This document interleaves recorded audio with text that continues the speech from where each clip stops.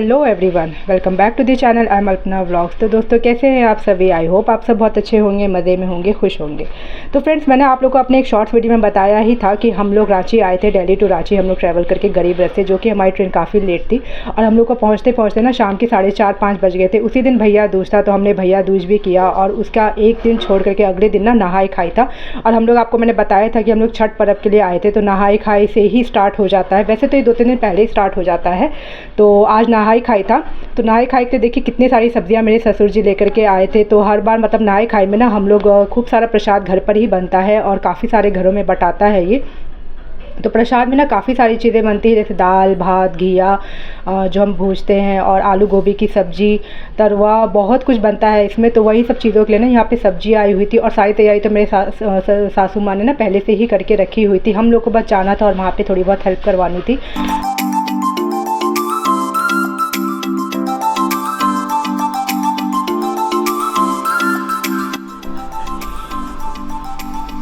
और यहाँ बच्चों को देखिए कितनी मस्ती कर रहे हैं ना। इन बच्चों का तो बस दादी घर में आते हैं ना तो इनकी मस्ती यहाँ पे स्टार्ट हो जाती है। और चुग्गू कितना अच्छा से खेल रही थी यहाँ पे। और उसके बाद देखिए ये नहाई खाई वाला दिन है, जो कि मैंने आपको बताया जैसे पहले ही। कद्दू काफ़ी सारा बनता है इसमें, कद्दू और चने की दाल और चावल ही इसमें मेन होता है। तो यहाँ पे मैंने कद्दू चढ़ा दिया था मॉर्निंग में ही, सुबह सुबह नहा करके। सब्ज़ी मेरी सासू माँ ने, मेरी ननद ने, सबने काट के रख ली थी, बस मुझे यहाँ पे खाना बनाना था। तो एक तरफ दाल बन रहा था और एक तरफ कद्दू की भुजिया बन रही थी।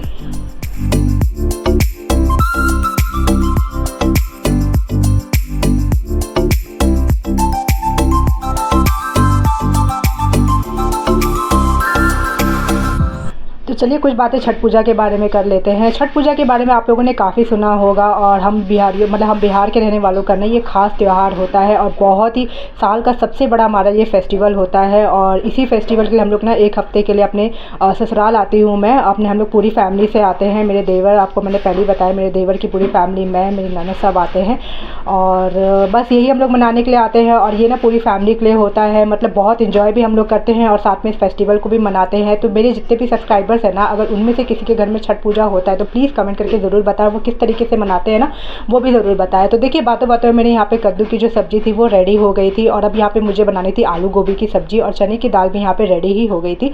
तो गोभी को हम लोग यहाँ पे फ्राई कर रहे थे। गोभी ना फ्राई करके ही हम लोग, मतलब मैं घर पर तो वैसे सिंपल ही बनाती हूँ, लेकिन जहाँ हमारा छठ पूजा का प्रसाद बनता है ना, तो उसमें हम लोग बहुत ही मतलब अच्छे तरीके से, बहुत ही मन से इन खाना को बनाते हैं और फ्राई करके पूरे अच्छे से बनाते हैं। तो यहाँ पर मेरी गोभी भी फ्राई हो रही थी, और मैं भी आप लोगों से छठ पूजा के बारे में बात कर रही थी ना। तो हाँ, आप ज़रूर बताइएगा अगर आप लोग के यहाँ पे छठ पूजा होता है। और देखिए चने की दाल भी यहाँ पे रेडी हो गई थी, छौंक लगा करके ना इसको भी हमने रेडी कर दिया था। कद्दू रेडी हो गया था, सब्जी वहाँ पे वो भी लगभग रेडी ही हो गई थी। इतना काम मैंने किया था, उसके बाद का काम ना मेरी देवरानी और ननद ने मिल करके किया था, क्योंकि पकौड़े छानना बाकी था और उसके बाद चावल भी बनाना बाकी था।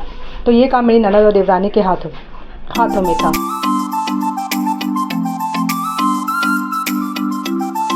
तो देखिए जितने भी हमारे घर में नन्हे मुन्ने थे ना, उनको उनकी मम्मियों ने सुला दिया था, क्योंकि उनको ना उनसे बहुत डर होता है, क्योंकि काम करने नहीं देते हैं। तो इसलिए वो लोग सुला देते ताकि ज़्यादा से ज़्यादा काम हो सके। और उसके बाद ना हमारे यहाँ पे जो है, मतलब कहीं पर भी नाखून जो है सबसे पहले मतलब शुद्ध माना जाता है काटने पर। तो बस हमारे यहाँ पे नौवेन या ठाकुर आते हैं, जो कि हमारे पैरों पर अलता लगाते हैं और नाखून रंगते हैं। तो वही आई हुई थी, और मेरी ननद ने, मेरी सासू माँ ने, मेरी देवरानी ने, हम सब ने नाखून कटवाए, पैर रंगवाए यहाँ पे अलता से। तो ये बहुत ही मतलब ज़रूरी होता है, मतलब यही सब चीज़ करके ना शुद्ध होता है। हमारे जो हमारा त्यौहार होता है ना, फेस्टिवल, इस पे शुद्धता का, पवित्रता का बहुत ज़्यादा ख़ास ध्यान रखा जाता है कि कोई भी चीज़ झूठी ना हो, और बहुत पवित्रता से इस फेस्टिवल को मनाया जाता है। बहुत ही ज़्यादा इसका ध्यान रखा जाता है। बच्चों को भी ना, छोटे छोटे बच्चों को भी दूर रखा जाता है कि कहीं उनसे कोई भूल ना हो जाए। तो बस यहाँ पे हमारे पैरों में भी अलता लग गया था। और उसके बाद मेरी देवरानी ना यहाँ पे पकौड़े छान रही थी, और अब ना प्रसाद सबके घर घर बटाता। तो करीब 10 से 20 घरों में प्रसाद बटाता है, और 10 से 20 घरों में प्रसाद बटाता है।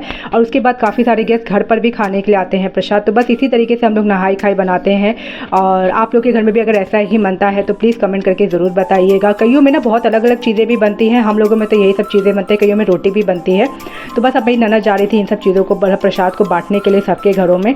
और बहुत ही थकान हो जाती है। छठ के ना 3-4 दिन ना बहुत ही थका देने वाला त्यौहार होता है, लेकिन हाँ करने में बड़ा मज़ा आता है। बहुत इन्जॉय के साथ हम लोग इस त्यौहार को मनाते हैं। तो बस यहीं पर ही मैं ब्लॉग को एंड करती हूँ। ब्लॉग में कुछ भी अच्छा लगा हो तो प्लीज़ लाइक करें, कमेंट करें, चैनल पर नए चैनल को सब्सक्राइब करें, अपने फैमिली फ्रेंड के साथ शेयर करें। तो फिर मिलूंगी एक और नए छठ के स्पेशल इंटरेस्टिंग वीडियो के साथ। तब तक के लिए bye bye and take care.